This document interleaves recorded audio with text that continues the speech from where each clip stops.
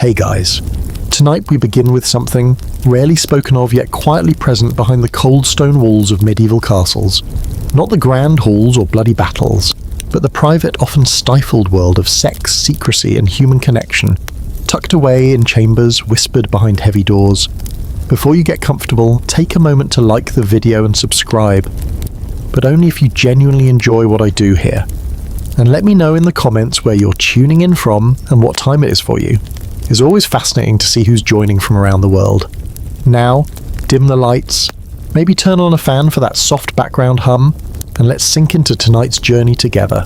The torches flicker low against the damp stone walls, their glow casting long shadows across the narrow corridor. Somewhere, beyond the clatter of armour and the weight of ritual prayers, life unfolds in quieter ways. The kind of life no chronicler dared to describe in detail, yet it thrived in every corner of a medieval castle. Sex was not absent from these places of power, it was ever present. But unlike the passion-filled tales of knights and maidens, the truth was far more complicated, more hidden, and more human. Medieval castles were not just military fortresses, they were households. Bustling, layered, multi-generational households, and within them lived not only lords and ladies, but also servants, squires, clerics, entertainers, cooks, and guards. In that dense web of social roles and expectations, physical desire didn't disappear.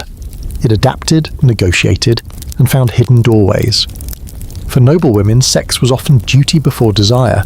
Marriage was a political tool, and the bridal chamber a transactional space.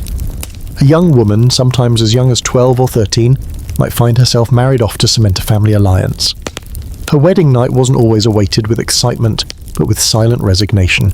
Her body was no longer her own, it belonged to lineage, legacy, land. And yet, in that same castle, perhaps just a few levels below, another story was unfolding. A kitchen maid, slipping away from her duties for a brief moment of tenderness with a stable boy, or a knight, sharing more than war stories with a fellow soldier in the privacy of the barracks. These encounters weren't recorded in ledgers or celebrated in church records, but they happened, and they mattered. The church loomed large over sexual behaviour in medieval Europe. Its teachings were clear. Sex was for procreation, not pleasure. Within marriage, it was a necessity. Outside of it, it was sin. But humans have always found ways to live around rules, and the walls of a castle, with all their hidden corners and winding staircases, offered many shadows for secrets to unfold. Adultery was technically a crime, especially if committed by noble women whose offspring might inherit titles and land. But that didn't stop affairs from happening. Letters, glances, secret meetings during feasts. It was a quiet rebellion against rigid order. And for some, like court poets or travelling minstrels, forbidden love became a theme as much as a personal reality. Chastity was praised publicly but broken privately. Nobles might keep mistresses. Kings had entire rooms, boudoir, dedicated to their secret liaisons. Some even built hidden passageways to visit their lovers without arousing suspicion. For men of power, desire was simply another appetite to be discreetly fed. For those without titles, the rules were harsher. A servant caught in a sexual relationship might be dismissed, punished, or worse, especially if it resulted in pregnancy. There were no protections, no whispered prayers, just consequences. And yet, amidst fear and duty, people still found each other, still reached for warmth, for comfort, for something that felt like closeness in a cold stone world. Virginity was currency. For noble daughters, it was everything. Proof of chastity, of honour, of worthiness. Some brides were inspected before marriage. Others were expected to show blood-stained sheets as evidence of a successful wedding. No, the pressure was immense. But the truth? Hymens don't always behave like myths say they should. And fear was often a stronger presence in that room than love. Yet not all sex in medieval castles was tragic or joyless. There were real relationships, real connections, a knight and his lady exchanging love tokens, a scribe and a chambermaid sneaking away between tasks. Even in a society built on hierarchy and repression, moments of tenderness broke through. Quiet, brief, but real. And of course there was violence too. Power imbalances led to abuse, especially among the nobility. A lord might exploit a servant girl with impunity. Punishments for such acts were rare unless scandal reached dangerous levels. In private, silence was expected. Protection, almost non-existent. The tension between desire and discipline was constant. Monks and priests lived in the castle chapels, preaching purity, but often battling their own urges. Some kept lovers in secret, some left the cloth entirely. The line between sacred and profane was thinner than we like to imagine. And what about same-sex relationships? The church condemned them harshly, labelling them unnatural, but that didn't erase them. Among soldiers, pages, even clergy, same-sex intimacy existed, cloaked in shadows, whispered behind closed doors. The records are sparse, deliberately erased or misinterpreted, but the traces remain if you look closely. Even contraception had its place. While it was frowned upon, herbal remedies and folk methods were passed quietly between women. Knowledge shared in kitchens and gardens, not written in books. A clove of garlic, a mix of wild herbs, desperate attempts to keep love from becoming a life-altering consequence.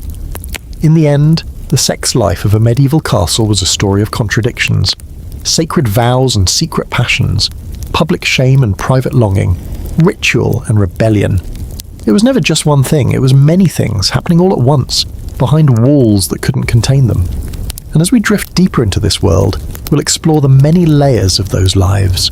How castles became stages for whispered affairs, arranged marriages, punishments, pleasures, and everything in between. Because behind every heavy wooden door, someone was waiting, wanting, hiding, or remembering. In the cold stone silence of the upper chambers, beneath thick furs and carved wooden beams, lay a bed, often grand, curtained and ceremonial. But for many medieval women, that bed wasn't a place of passion or even comfort. It was a symbol of alliance, of duty, of pressure. The bridal bed was where two family lineages merged, not just two people, and what happened on that bed, often on the very first night of marriage, could define a woman's reputation forever. Noble marriages weren't born from love, they were business deals in silken wrapping. Daughters were traded like land, assets to secure power, property, and bloodlines. Some knew the man they were marrying only days before the ceremony, others not at all. And when the celebrations ended and the guests retreated, the real performance began. The consummation of a marriage wasn't just expected, it was inspected. In some cultures, witnesses stood outside the door. In others, the bedsheets were checked for blood. This wasn't mere curiosity, it was proof. Proof that the bride had been a virgin, that the union was valid, that any future heir could be claimed without question. But biology doesn't always obey ritual. Many women bled little or not at all. Some were punished or shamed for their absence. Others suffered in silence, knowing no one would believe them. For noblemen, however, the rules bent easily. A groom might be drunk, disinterested, or distracted by a mistress, and still face no judgment. He had time, she did not. Her value was measured in purity. His was measured in titles, holdings, and military skill. And yet, despite the weight of tradition, tenderness sometimes found its way into that space. A few marriages grew into affection, trust, even love. Letters from certain noble couples reveal warmth, shared jokes, concern. These were rare, but not impossible. Two strangers, forced into proximity, sometimes became something more than duty required. But even outside of marriage, purity was a woman's burden to carry. A castle might house dozens of unmarried women, noble daughters, servants, ladies in waiting, and each lived under the shadow of ruin if found unchaste. Rumours alone could undo a life. A maid caught sneaking into a chamber, even if innocent, might be dismissed. A lady whispered to have a lover might be sent to a convent. Virginity wasn't a private matter. It was public currency. Families guarded it with fierce control. Mothers warned their daughters. Fathers demanded obedience. And some girls, terrified of accusation, avoided even speaking alone with men. But walls have cracks, and hearts have rhythms that resist rules. Secret romances bloomed in hidden corners, glances exchanged in chapel pews, a hand brushed during dance, a note slipped beneath a door. Love, or a desire, was patient. It waited, and sometimes it risked everything. When secrets were uncovered, the fallout could be brutal. A noble woman found pregnant out of wedlock might be married off in shame or hidden in a convent for life. A servant might be thrown out into the streets, or worse. The man often spared the same punishment, especially if he held rank. In some rare cases, noble families used sexual scandal to their advantage. If a daughter was seduced by a wealthy lord, Her family might pressure him into marriage, using reputation as leverage. But more often, women were left to bear the consequences alone. The church, ever present in these matters, offered harsh doctrine. Sex was only acceptable within marriage, and even then it was to be endured, not enjoyed. Pleasure was suspect, passion sinful. Women were especially targeted in sermons, painted as temptresses, weak in will, needing control. The medieval image of Eve lingered in every warning. And yet real life didn't always align with church scrolls. People craved connection, craved softness. In a world of arranged unions and public scrutiny, the idea of choosing someone, of loving them by choice, was powerful, dangerous even, but it persisted. We must also remember that many brides were very young. Girls of 12, 13, 14, expected to become wives, to understand what was happening in a bed far too large and cold for their comfort. Many didn't. Their fears weren't always voiced, their confusion met with silence. And for some, that first night was a trauma they carried for years. But not all sex was unwelcome, and not all women were voiceless. Some found ways to assert power within those chambers. A clever noblewoman could withhold affection, wielding intimacy as a negotiation tool. Others, especially widows, found greater freedom. Once freed from the expectations of marriage, a widow could choose lovers, manage estates, even remarry on her terms. Widowhood, strangely, was one of the only socially accepted states where a woman could possess both sexual and social autonomy. Many noble widows took advantage of this. Some became patrons of the arts, lovers of poets, even political powerhouses. They had seen the bridal bed and survived it. Now they chose their own stories. Still, for most, the bedroom was not a sanctuary, it was a stage. And the role of bride came with a rigid script. Smile, obey, bled, conceive, repeat. Love, if it arrived, was a fortunate surprise. And so, within the towering walls of medieval castles, countless young women learned to balance duty with quiet dreams. Some rebelled, many complied, a few escaped. But all of them knew that what happened in that bed would echo far beyond its silken sheets. Because in the end, the bridal bed wasn't just about sex. It was about legacy, it was about control, and it was about survival. Down the winding staircases, past the torchlit halls and tapestried chambers, another world existed, quieter, rougher, and far more crowded.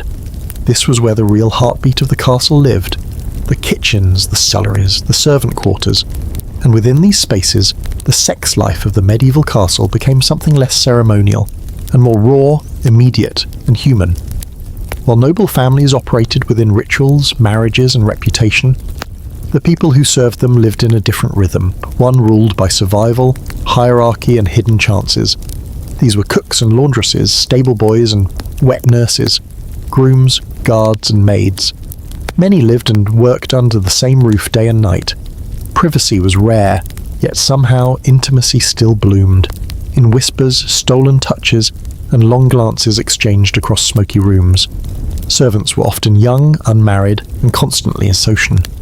For many, it was their first time away from home.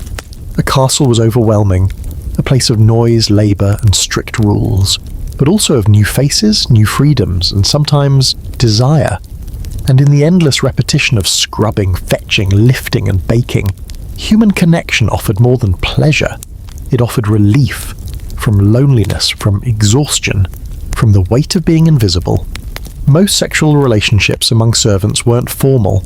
There were no ceremonies, no betrothals sealed with rings and lands, just proximity, chemistry, and risk. A washerwoman and a baker might fall into each other's arms after long shifts. A kitchen boy might sneak away with a chambermaid in the earliest hours, hoping not to be seen. These connections were usually secret, sometimes fleeting, but often deeply felt. But freedom was never complete. Servants, especially women, lived under constant threat of scandal. If a relationship became public, especially if it led to pregnancy, the consequences could be devastating. A maid could be dismissed with nothing. A young man caught in the act might face whipping, imprisonment, or banishment depending on the whim of his lord. And if one of the partners was of higher status, say, a noble exploiting a servant, the blame almost always fell on the lower-born. In some castles, the lord himself was the danger. It wasn't uncommon for noblemen to target young serving women. With power came entitlement, and while some relationships were consensual, many were not. Servants had little defense. Saying no could mean losing a place to sleep. Saying yes could mean shame, or worse, a child born into illegitimacy with no one to protect them. For those who became pregnant, life turned even harder. Illegitimate children were often denied status, support, or even acknowledgement. Some women were sent away to give birth in secret. Others were forced to abandon the child or face disgrace. A few castles had quiet understandings, arrangements to place the child with a local family or in a monastery, with the unspoken condition that no questions would be asked. But for most servant women there was no such protection, and yet they loved. They still loved. Not always romantically, not always permanently, but honestly, within the small margins allowed to them. Some married, some escaped into brief joys, others carried the memory of one night's warmth for years. In the harshness of castle life, intimacy was often a form of rebellion. Among the servants, same-sex relationships also found space to exist, however briefly. Two boys assigned to the stables might form a quiet bond, concealed in the shadows. A pair of laundresses might share a bed, not just for warmth. These moments were rarely written down, but they echo in the margins of old records, in the rare complaints or rumours passed between head servants. The church condemned such acts as sodomy, but enforcement was uneven, especially among the lower classes. Most people looked the other way, unless scandal forced their hand. Hierarchy governed everything in the castle, including who could desire whom. A scullery maid might dream of a knight, but she knew it would never be allowed. A groom might fall for a lady in waiting, but any approach could be dangerous. These invisible walls shaped how desire moved, who could act on it, who had to bury it, and who risked everything to cross the line. Sometimes servants were used as go-betweens for secret noble affairs. A lady would send a message through her maid. A young man might bribe a page to deliver a ring to his lover. These intermediaries saw everything, knew more than they ever let on. They were the secret keepers of the castle, and sometimes the secrets they carried weren't someone else's, but their own. Despite the risks, there were also marriages among servants. Though not as elaborate or political as noble unions, they were often more genuine.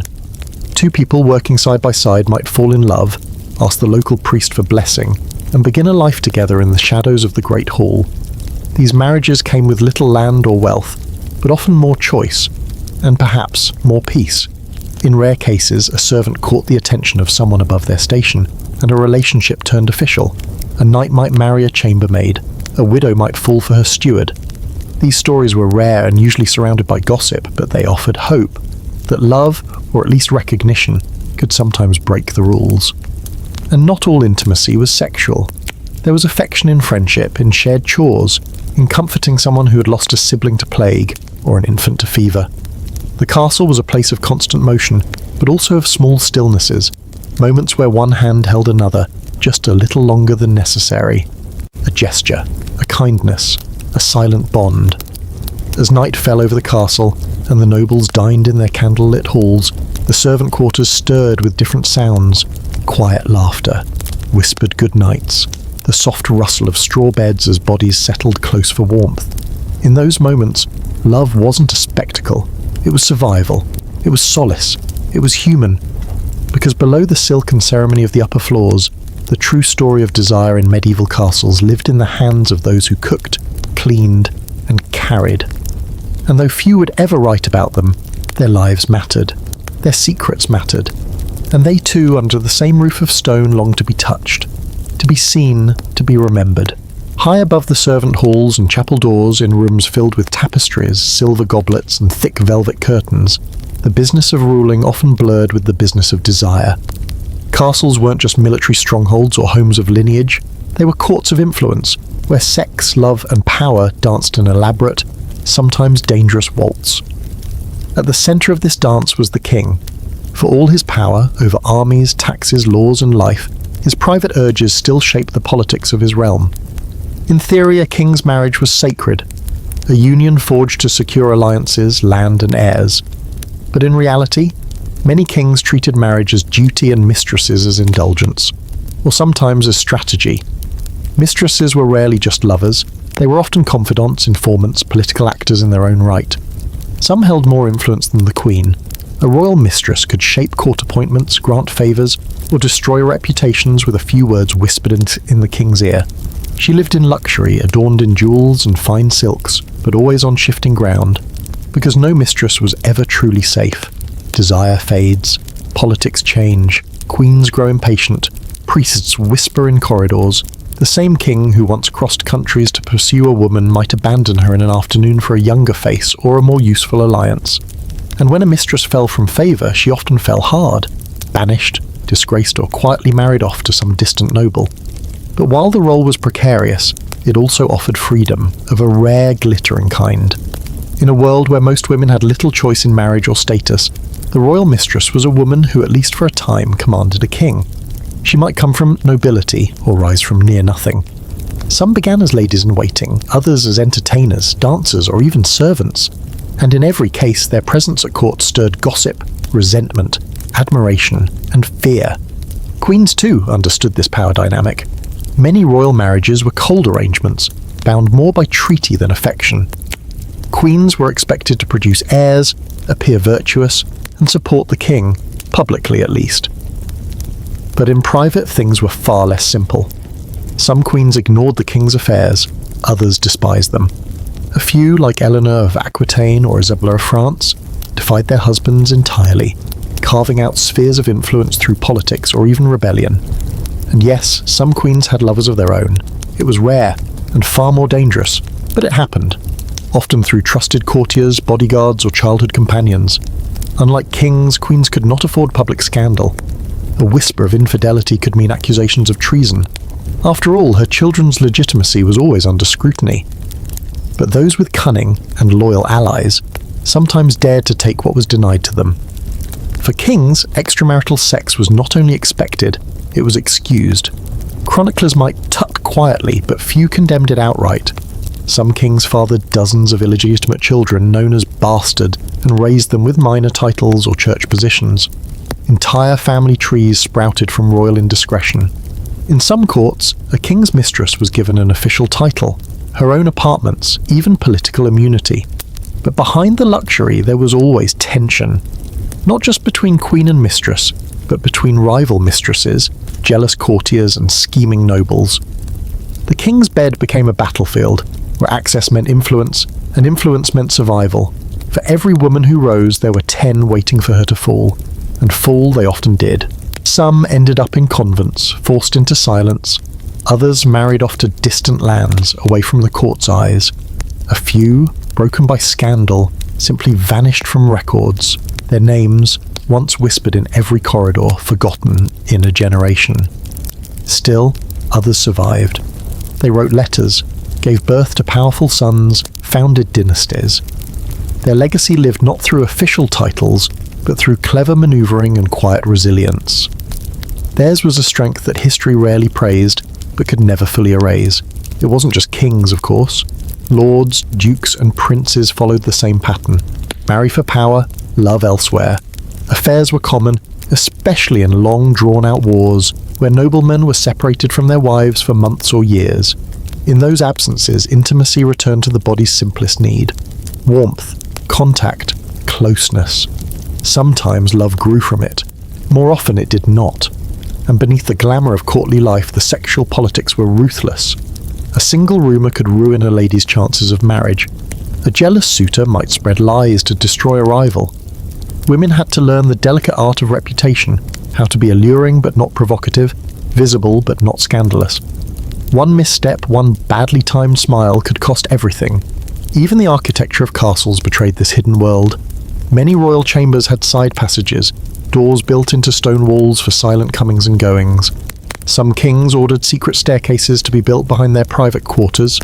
Others used trusted servants to deliver tokens, letters, or instructions. Affairs were not casual, they were coordinated. Poets and troubadours turned these dramas into song, masking scandal with metaphor. They sang of longing and beauty, of forbidden love and tragic ends. But behind the verses were real women, real dangers, real negotiations of identity, autonomy, and worth. And the church, for all its preaching, rarely held kings to account. Priests denounced fornication in sermons, but few dared accuse a monarch. Power protected desire, and desire in turn often shaped policy. A king might go to war to win a mistress's homeland, might forgive a noble's debt in exchange for silence, might legitimize a child if he saw political use in it. Sex wasn't separate from power. It was power woven into alliances, betrayals, and bloodlines. The bed, like the throne, had consequences. And so for the royal figures at the heart of the castle, sex was never just about the body. It was about control, about lineage, about danger. It created heirs and enemies, love stories and exiles. It ruined reputations and reshaped kingdoms, quietly, privately, behind velvet drapes and locked doors. Because when a king reached for someone in the dark, history sometimes shifted. And when that someone reached back, she carried more than her heart in her hands. She carried the risk of being remembered, or erased. Within every castle, beneath its banners and battlements, was a chapel. Small or grand, stone or gilded, it stood as a reminder that no matter how powerful you were, king, knight or servant, your body belonged first to God. And in medieval Europe, that meant your desires did too. The church didn't just shape morality, it built it. From birth to death, from baptism to burial, it loomed like an unseen warden over every choice, especially those behind closed doors. Sex was not simply a private act, it was a spiritual risk. And in the eyes of the church, that risk had strict boundaries. Only one kind of sex was permitted, between a husband and a wife for the purpose of conceiving children. Anything else, lust, pleasure, passion, adultery, self-gratification, same-sex love, was labelled sin. Mortal sin, the kind that could damn your soul unless confessed, repented and punished. But castles were filled with humans, and humans do not fit easily inside rules carved by fire and fear. Knights, lords, ladies, ace, and servants alike lived in a constant state of tension between their faith and their flesh. And it was the priests, the monks, and the confessors who sat in the space between, watching, listening, judging, or sometimes hiding sins of their own. In most castles, a resident priest served both chapel and confessional. He led morning prayers, blessed the table, and heard the whispered confessions of everyone from chambermaids to duchesses. And what he heard would never leave the shadows. A nobleman confessing to visiting a brothel while on campaign, a maid sobbing over a secret pregnancy, a young page trembling as he described feelings for another boy in the stables. These were not crimes in the eyes of the state, but to the church they were wounds on the soul. And punishment was spiritual first, penance, fasting, pilgrimage. In some cases, physical too. Flogging, public confession, isolation. The goal was repentance through pain. But the church was not uniform, nor was it pure. Some priests were devout, truly trying to guide their flock away from temptation. Others used their knowledge for leverage. Blackmail was rare, but not unheard of. Confessors knew every secret, every affair, every hidden shame. In the wrong hands, that knowledge became power. Then there were the monks, many of them young, once noble sons sent into religious life not by choice, but politics. Living in monasteries attached to castles, they wrote about temptation endlessly. In their journals, we find traces of quiet struggle, longing, guilt, dreams of touch that could never be spoken aloud. Some monks broke their vows, some kept them in body but not in thought. The church taught that the body was weak, that women were temptresses, that Eve, not Adam, brought sin into the world. And so women bore more blame, more fear, more pressure to be chaste, modest, silent. A married woman who wanted sex was suspicious. A widow who took a lover was dangerous. A nun who broke her vows. A tragedy, punished by imprisonment, isolation, or being transferred far from home. Her name wiped from records, her story buried in shame. Even within marriage, the church sought to control the bed. There were rules for everything, how often sex could be had and in what position at what times of the year. No sex during Lent, no sex on holy days, no sex during pregnancy, menstruation or illness. Passion, even between spouses, was frowned upon. It had to be duty, never desire. But people found ways to slip through the cracks. They confessed, were forgiven, and sinned again. Many castle dwellers developed a kind of rhythm with their faith. Commit the sin, confess it, perform the penance, and repeat. It was a cycle everyone understood, even if no one spoke of it directly. It allowed them to remain in the faith while still being human. In some regions, the church grew so powerful that it issued public punishments for sexual sin. Adulterers forced to walk barefoot through town. Fornicators whipped in front of crowds. A woman caught with a lover might be shaved, humiliated, or exiled. These punishments were meant not just to cleanse her, but to warn others. And yet, the same system often protected the powerful. A priest might turn a blind eye to a lord's affairs while condemning a servant girl for the same offence. A bishop might write furious sermons about lust, even as he kept a lover in secret. The hierarchy of morality mirrored the hierarchy of society. The poor were judged, the powerful were forgiven.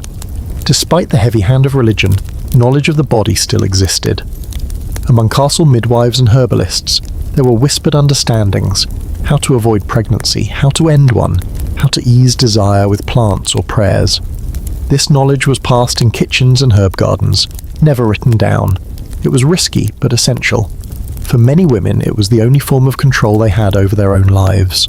The church condemned such knowledge as witchcraft, but for the women who shared it, it was simply survival. Celibacy was demanded of the clergy, but not always kept.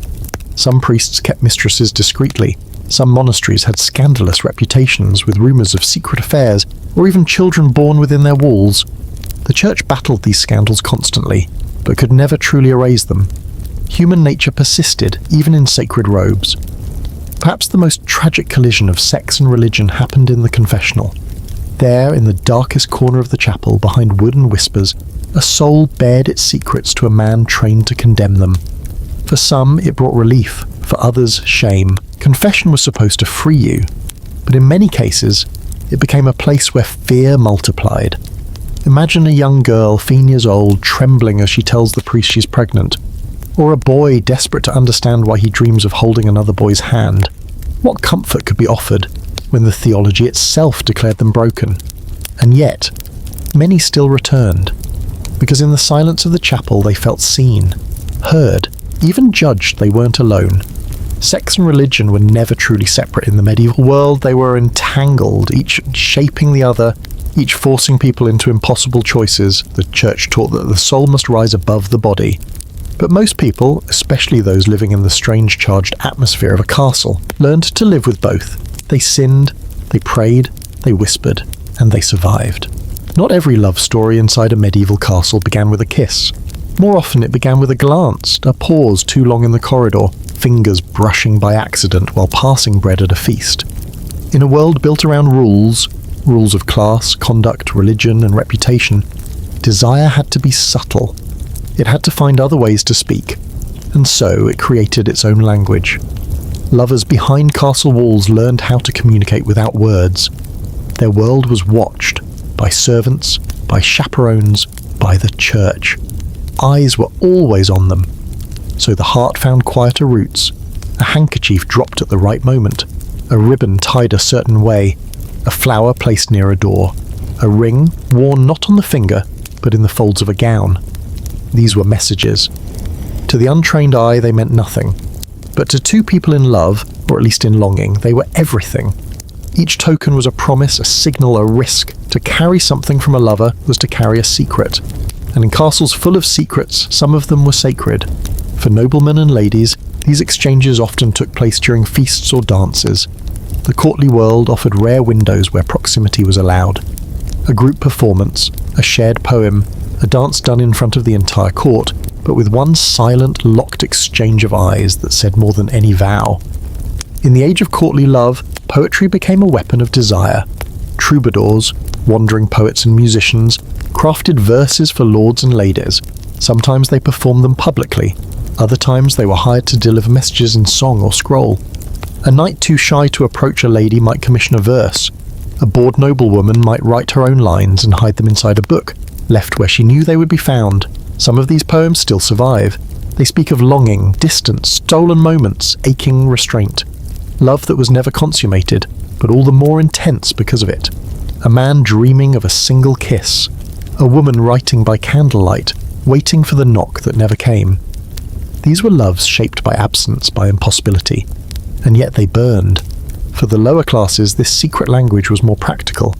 Without access to minstrels or silk-bound poetry, a servant might leave a carved button on a lover's pillow. A kitchen girl might shape a loaf of bread into a heart. A stable hand might scratch initials into a wooden beam, where only one person would ever see. These gestures weren't grand, but they were deeply personal. And of course there were letters. Handwritten, sealed, and sometimes scented with herbs. Passed through trusted friends or hidden beneath plates of food. These letters were dangerous. If intercepted, they could ruin lives. But they were also treasured, read again and again by candlelight, memorized, hidden beneath mattresses or sewn into clothing. A single phrase, "I wait for you," might be enough to sustain someone for weeks. Sometimes it wasn't about love at all, just need. Two people drawn together by loneliness, by circumstance, by something unnameable. A glance across the room that said, "You see me," a shared chore that turned into laughter. Intimacy was not always planned. Often it arrived like a storm, fast, messy, and gone before anyone knew. But it always left something behind. When love did bloom, it had to be protected. Secret meeting spots became sacred. An alcove in the garden, a hidden passage behind the chapel, a stretch of wall just beyond torchlight. These were places where time slowed, where rules bent, where the world disappeared, if only for a few minutes. In winter, lovers met in cellars and kitchens, huddled by the fire. In summer, they found quiet corners of the outer walls under moonlight. Some made promises, others didn't speak at all, just the press of hands, the brush of lips, the closing of eyes. Sometimes these meetings were noticed. Castle life was full of eyes. Servants, stewards, jealous rivals, nosy elders. A slip of the tongue, a misplaced token, could lead to disaster. Rumours spread quickly. A girl who smiled too often. A boy who seemed too eager to deliver one lady's messages and not another's. And when the truth came out, punishment followed. Still, people took the risk. Because the alternative was silence. Isolation. A life where marriage was chosen for you, where desire was expected to be buried, where no one ever looked at you the way you wanted to be seen. Love, true or temporary, offered something that castle life rarely gave: agency. Even queens weren't immune. Though watched more than anyone, some queens developed silent systems to communicate with their lovers. A change in jewellery, a folded note tucked beneath a chalice, a cough at the right moment in a crowded room. These tiny signals, rehearsed in silence, became lifelines. Proof that someone else in the castle shared their secret, and yet heartbreak was too common. Others left, were discovered, married off, sent away. A single command from a lord could end a relationship in seconds. Some lovers never saw each other again. Others were forced to smile across the great hall while pretending they were strangers. Their only proof of love, a token they dared not wear, a letter they dared not read aloud. There are stories scattered across centuries of love that endured. Of knights returning from war to find their beloved still waiting. Of maids who married their sweethearts in secret, and kept that secret for a lifetime. Of poems hidden behind bricks, found centuries later with words still legible. I will remember you when all the candles have gone out. But most stories didn't end that way. They ended with quiet tears, with cold beds, with letters burned. And yet none of them were wasted.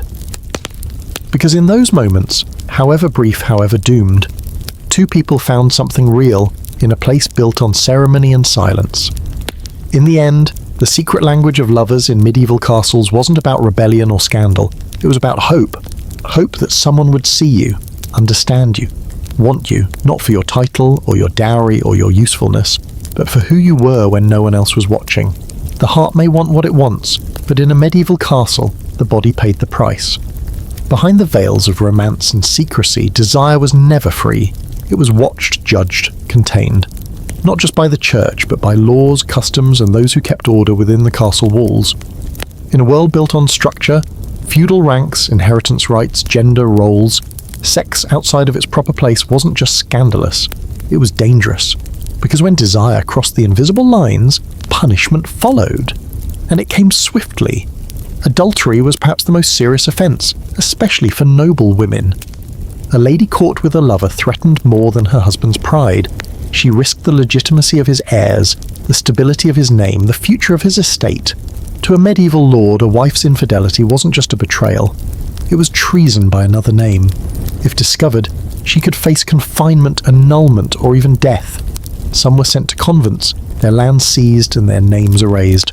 Others, depending on the time and region, were locked in towers, prisoners within the very castles they once ruled. A few vanished entirely, their fates undocumented, whispered only in dark corridors. The punishment of men was more complicated. A nobleman caught with another man's wife might be fined, challenged to a duel, or, if he offended the wrong person, banished. but more often, especially if he held power, his sins were quietly ignored. The double standard was no secret. Even the church, for all its condemnations, treated male transgressions with a softer hand, especially if they involved status, wealth, or confession.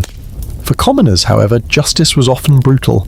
A servant girl found pregnant out of wedlock might be flogged or dismissed without reference. A stable boy accused of seduction could be beaten, mutilated, or imprisoned, depending on his master's temper. The same act, a kiss, a touch, a night together, carried wildly different consequences depending on who you were. In some castles, stewards or guards served as unofficial moral police. Their job wasn't just to manage supplies and servants, but to report suspicious behaviour. A chambermaid seen sneaking out at night, a young page lingering too long by a noble's door. Whispers travelled quickly, and once the lord of the manor heard them, punishment often followed without question or mercy.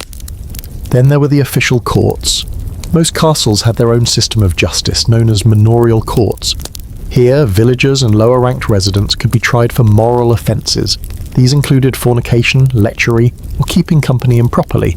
Often the accused were fined, forced to perform public penance, or subjected to humiliating rituals. A woman might be made to walk barefoot through the village holding a candle. A man might be tied to a post with a sign reading, "Seducer."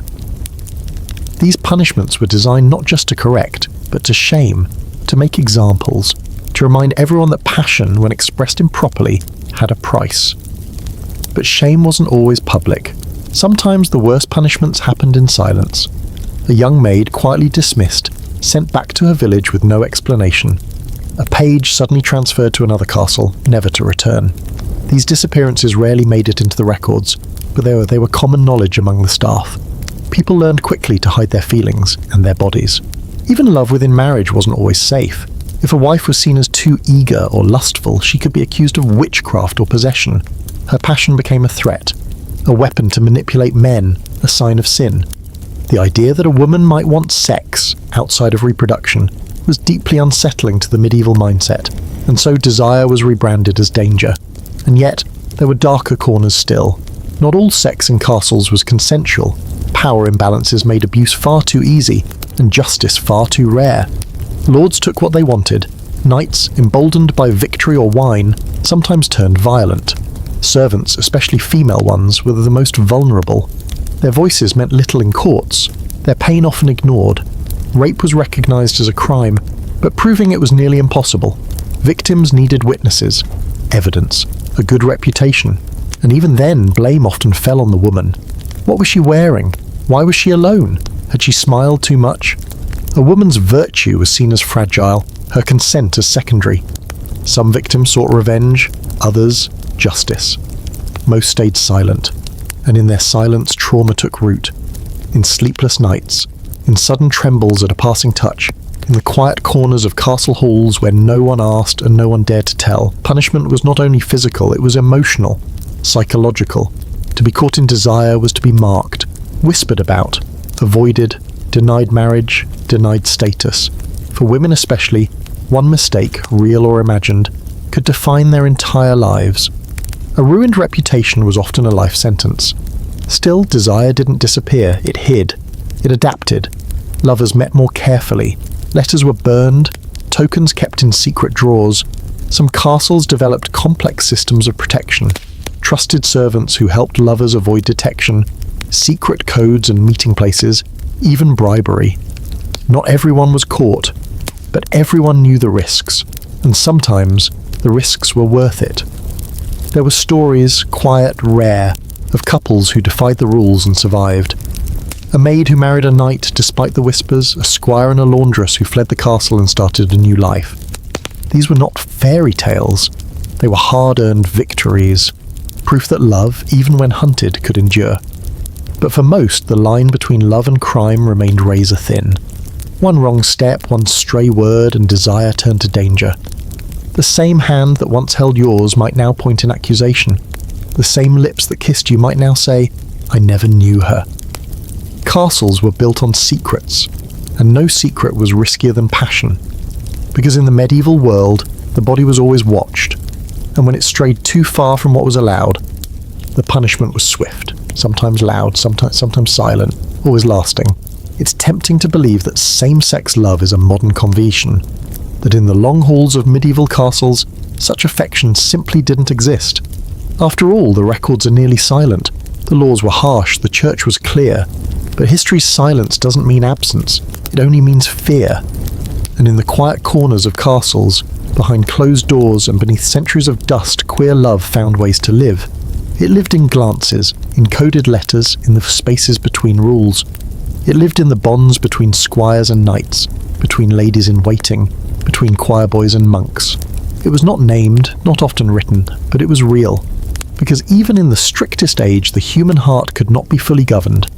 For young men training as knights, same-sex affection often began as deep friendship. A squire lived closely with his knight, tending his armour, sharing his quarters, accompanying him on hunts and battles. Their days were long and physical.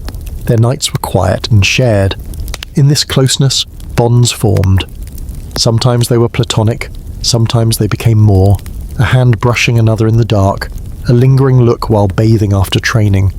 Moments that might be denied in daylight, but never forgotten. These were relationships never acknowledged publicly, but woven tightly into the emotional landscape of castle life. For some, they were the only kind of intimacy they would ever know. The church condemned it, of course. Sodomy, as it was called, was considered one of the gravest sins, unnatural, damning, punishable by prison, mutilation, or death.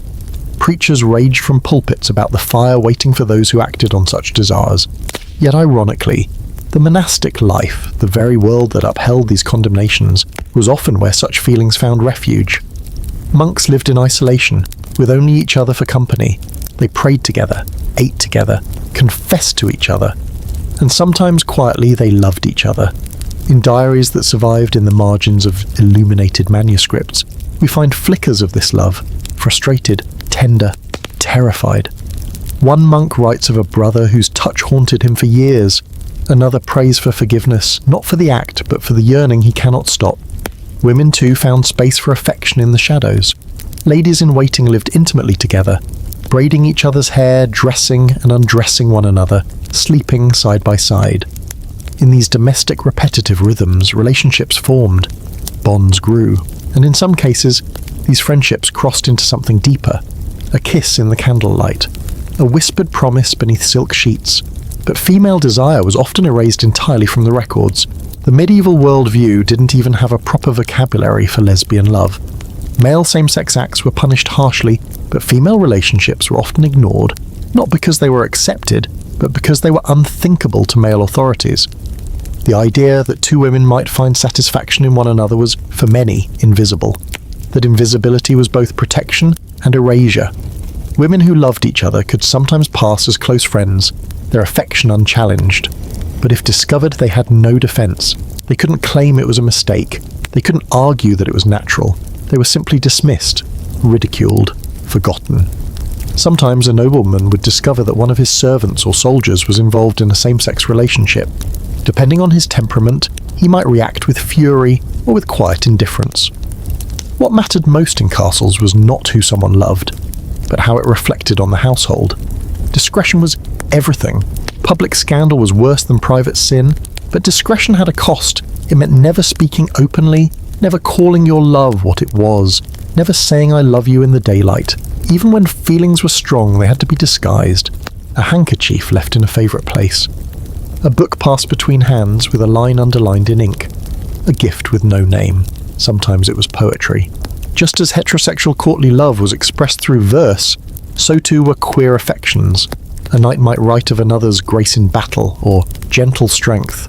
A nun might write of her sister in spirit with words that blurred the line between worship and longing. These poems had often ended with silence, cut short, as if the writer knew they had gone too far. And yet, between the lines, everything was there. Punishments did occur. There are documented cases, rare but chilling, of men executed or exiled for same-sex relations. In some places, it was enough to be accused. The mere suspicion could end a career, a marriage, a life. But more often, same-sex relationships were handled quietly. A reassignment, a separation, a warning. The quietness, again, became both shield and prison. There are accounts of long-term companions who lived together for decades. Two men sharing a small room near the stables, long after their duties ended. Two women who were always seen walking together, never married, eventually buried side by side. No one said the word, but everyone knew, and in some strange way that silence became a kind of permission. It is important to understand, for most, these relationships weren't political statements. They weren't defiant. They were simply love, or comfort, or survival. They were the only way two people could express something true in a world that told them they couldn't exist. Sometimes it ended in tragedy, a love discovered, a punishment given, a person cast out, disgraced, sent to wander. Their name scratched from records, their face forgotten. Sometimes one lover betrayed the other to save themselves. Sometimes they both disappeared together, hoping for a village, a corner of the world where no one asked questions. But there were moments of joy too. A hand reached for in the dark, a smile held too long, a private space that became sacred. In a world where love was so often controlled, these moments mattered. They were small rebellions, not loud, not violent, but meaningful. A way of saying, I see you, I know you, I choose you. And though they are rarely mentioned in history books, these lives were real. These loves were real. They existed between the cracks of the castle walls, silent, careful, enduring. Not always named, not always safe, but always there. Because love, even forbidden love, always finds a way. In the towering great halls of medieval castles, marriage was rarely about love. It was strategy, a contract signed in candlelight, a political alliance wrapped in silk. And yet, for all its formality, marriage remained the single most intimate and vulnerable moment of noble life, especially the wedding night. But before the wedding bed was ever reached, a performance had to unfold. Marriage among the nobility was planned, measured, and inspected from every angle. Families examined lineage, wealth, military power, and land. A match between two households could make or break a region's future. And once the union was agreed upon, every detail was scripted. The bride might be as young as 12, the groom often much older. Rarely had they met before the engagement. Sometimes they wouldn't even speak before the vows. She might not know the shape of his voice. He might not know the colour of her eyes, but they would be married. The ceremony itself was held in the castle's chapel or courtyard. It was a blend of religious ritual and social theatre. The priest spoke of holy unions, guests whispered about dowries, servants filled goblets, set tables, prepared for days of feasting. The bride, often wrapped in stiff brocade, heavy with jewels and veils, would stand quietly beside her groom, her future decided for her. And then came the part no one spoke of, but everyone thought about, the wedding night. It wasn't a private affair, not entirely. In many noble households, the consummation of a marriage was a matter of public record. After the feast, the newlyweds would be escorted, yes, escorted, to the bridal chamber. They were followed by relatives, servants, even a clergy. Jokes were made, wine was poured, blessings were given, curtains were drawn, and then sometimes the couple was left alone. Other times, they weren't. In certain castles, tradition demanded that witnesses remain just outside the bedchamber, listening. In some extreme cases, the consummation was required to be publicly confirmed, or even observed.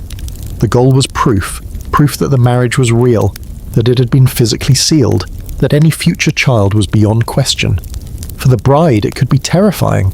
Most noble women received little education about sex. Some arrived in their marriage bed not knowing what would happen. Others were warned in vague, moral terms, told to submit, to remain still, to please God by obeying their husband. Pain was expected, pleasure was not mentioned. The groom, on the other hand, was expected to perform. His ability to consummate the marriage confirmed his masculinity, his power, his future as a patriarch. If he failed, whether from nerves, drink, or fear, it could be seen as a weakness. Some kings even had their marriages annulled if they could not produce proof of consummation. There was pressure on both sides, but unequal risk. If the marriage failed to be consummated, the bride's honour was questioned. If no blood was seen on the sheets, a sign, often wrongly assumed, of her virginity, rumours could begin. Some brides were examined by the midwives or clergy the next day. Others were shamed, sent home, or quietly set aside. And yet, within all this ritual and scrutiny, some couples found gentleness. There are letters, rare but deeply moving, between noble couples who grew to care for each other. A husband writing to his wife with tenderness, a bride describing her joy at being understood. Over time, marriages of strategy sometimes softened into marriages of affection. Not always, not often, but sometimes. In the days following the wedding, the couple was often left alone, at least for a while. This period, known as the honey month, allowed time for bonding, intimacy, and ideally conception. Producing an heir was paramount, especially in noble families. A wife's worth was measured not by her laughter, her wit, or even her loyalty, but by her fertility. Every missed cycle was noted, every pregnancy watched, every birth a test. And yet not all noble women were passive. Some learned quickly how to navigate the expectations of the wedding bed, how to influence their husbands, how to avoid or encourage pregnancy through folk knowledge passed down from older women, how to negotiate their place not through rebellion, but through subtle command. Likewise, not all noblemen were cruel or indifferent. Some were patient, some asked questions, some fell in love. These stories are quieter in the records, overshadowed by gesung, scandal and succession, but they are there, between the lines of household accounts, in the margins of letters, in the soft descriptions of a couple who shared meals, prayers, and eventually trust. For lower classes, the wedding bed was simpler, and sometimes more honest. Peasants and servants rarely had grand ceremonies or witnesses, but their unions were often based on companionship, shared labour, and sometimes, though still bound by the church's rules, love. Still, even in these more modest settings, the pressure to consummate remained, and the fear of discovery lingered. Couples who slept together before marriage risked social punishment. A pregnant bride could be fined. A father might be shamed. A servant caught with another's fiancé might be dismissed on the spot. The wedding bed, even for commoners, was more than a mattress or a pile of hay. It was a boundary, between legitimacy and scandal, between accepted and ruined. Throughout it all, the rituals endured. The bridal sheets, the toasts, the whispered blessings. In some regions, guests would return the next morning to view the sheets, checking for blood, smiling knowingly, praising the bride for her modesty and the groom for his strength. It was intrusive, crude, and yet to them it was sacred. But beyond the public theatre, the truth of each wedding night was known only to two people. Sometimes it was painful, sometimes awkward, sometimes quietly beautiful, sometimes nothing happened at all. And over the weeks and months that followed, the marriage would grow into whatever it was meant to be. A lifelong companionship, a political arrangement, a slow-burning resentment, or something in between. The wedding bed may have started the story, but it never finished it. Because inside castles, where power, duty and desire collided, the most intimate moments were often the most fragile, and the most unforgettable. The candles burned low, the whispers faded, the footsteps of the servants died down in the hall. Somewhere a couple lay side by side in a bed that had been draped, blessed, and prepared like a steege. But in a castle, the night never stayed secret for long, because in the morning, the eyes returned. The wedding bed was just the beginning. The real consequences unfolded with the dawn. Whether noble or common, once the sun rose, everyone wanted to know what had happened behind the curtains. And in castle life, gossip was not simply curiosity, it was currency. It could raise reputations or ruin them. It travelled faster than messengers, deeper than scrolls, and more efficiently than any punishment. In noble circles, the morning after a wedding was rarely private. In many regions, it was tradition, crude, intrusive, and unrelenting, to examine the bedding. Servants would discreetly slip into the room, retrieve the sheets, and present them to elders, midwives, or mothers-in-law. They were looking for blood, proof, they claimed, of the bride's virginity. A stain meant honour preserved, lineage protected, and purity intact. No stain, that meant questions. Did the groom fail? Was the bride hiding something? Was the marriage even consummated at all? All these questions, uttered behind veils and fans, carried weight. Inheritance, land, power. In the medieval world, a reputation didn't just belong to a person, it belonged to their family. Sometimes the groom would emerge from the chamber with a broad grin, boastfully describing the night to his companions over breakfast. Other times he remained quiet, eyes down, face pale, not because of shame but fear. Because if anything had gone wrong, the consequences wouldn't be private either. If the bride was found to be not a virgin, she could be sent away, imprisoned, or worse, especially if political power was involved. In royal families, such discoveries could trigger annulments, wars, or assassinations.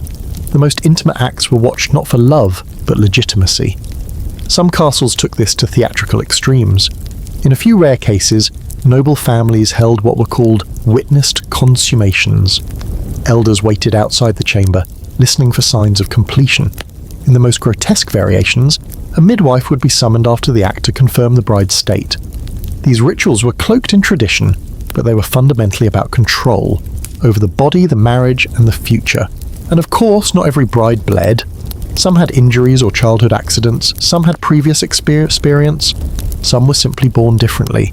But facts mattered less than appearances. One missing sign and a lifetime could collapse. This fear made many wedding nights cold, mechanical, performed out of duty, not desire. But gossip didn't need a wedding to spread. In castles, where servants, pages, cooks, and scribes worked in close proximity, even a glance could become rumour. A lady seen slipping through a hallway after dark. A knight leaving a chamber with his tunic misbuttoned. Two maids brushing hands too often in the kitchens. These tiny, almost invisible gestures were enough to feed an entire castle's worth of whispers. And once the whisper began, it couldn't be called back. Servants often knew the most. They were in the rooms when candles were lit. They made the beds. They folded the discarded clothing. They noticed the changes in mood, the absence of jewellery, the perfume worn only for one person. But gossip was also dangerous. A servant who spoke too freely risked their job. Or worse, still the temptation was strong, telling a friend what they saw, dropping hints during a feast, exchanging glances when the person in question entered the room. Gossip was a kind of power, a rare currency for those at the bottom of the hierarchy. But for the people at the centre of the gossip, it was a knife. Reputation was everything. A noble woman caught in scandal could lose a betrothal, be confined to her chambers, or sent to a distant relative's manor under the guise of illness. A knight accused of sleeping with the wrong person might be reassigned to a war front. A page found in bed with another page might vanish entirely. Yet some leaned into the rumours. There were those, usually men with strong reputations or high positions, who didn't fear gossip. They wore it like armour. A duke known for his conquests, a widow who smiled too knowingly. They couldn't be touched because they had power. But even they walked a careful line. Too much scandal, and the church would get involved. Too many whispers, and alliances would crumble. For women, the consequences were harsher. Even a rumour of impropriety could destroy a lady's prospects. Parents withdrew offers. Chaperones became stricter. A young woman's body wasn't her own. It was her family's future, her husband's claim, her children's legitimacy.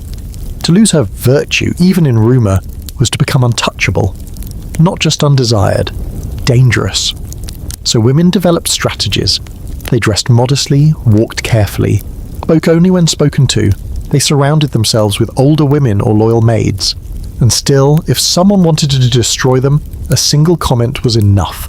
One jealous rival, one disgruntled servant, one bitter rejection. The most heartbreaking stories are those where nothing actually happened. Where a glance was misread, a friendship misunderstood, a rumour invented from spite. And yet the punishment was the same as if every word were true. Because in the medieval mind, appearances often mattered more than facts. But even in that world, sharp-edged, judgmental and unforgiving, there were moments of quiet resilience. Some couples found a way to protect each other. A knight taking the blame, a lady stepping forward to defend a servant girl, a noble woman marrying someone rumoured to be damaged goods simply because she knew the truth. These acts were rare, but they mattered. They pushed back against a system designed to punish passion and protect only power. In the end, the morning after was not about love. It was about survival. What you wore, what you said, where you walked, who saw you. In the delicate social web of castle life, every thread mattered. One mistake, one whisper, one unseen eye, and your name might never be the same again. And yet, even with all that risk, people still fell in love, still desired, still dared. Because no matter how thick the stone walls, how sharp the rules, how heavy the silence, the heart never stayed quiet for long. Soft, slow pacing, gentle background music, slight smile in the voice. Hey, if you made it this far, thank you for joining me tonight. If you enjoy these quiet journeys into the past, consider subscribing. It truly helps me keep doing what I love. And let me know in the comments where you're listening from. It's always a joy to hear. Now, close your eyes, let your mind drift. You've earned some peace, sleep well. I'll see you next time.